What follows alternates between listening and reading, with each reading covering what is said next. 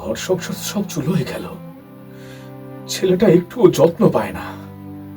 তোমার এই ৮০ টাকার চাকরিটা কি না করলেই নয়? হ্যাঁ, সে তো করবেই, করবে না? সুমন্তর সাথে দেখা করতে পারবে না তাহলে? সিনেমা দেখতে যাবে? জীবনের জীবনের সবচেয়ে বড় ভুলটার প্রায়শ্চিত্ত করতে হবে তো। জানি আমি সব জানি, আমি সব বুঝি।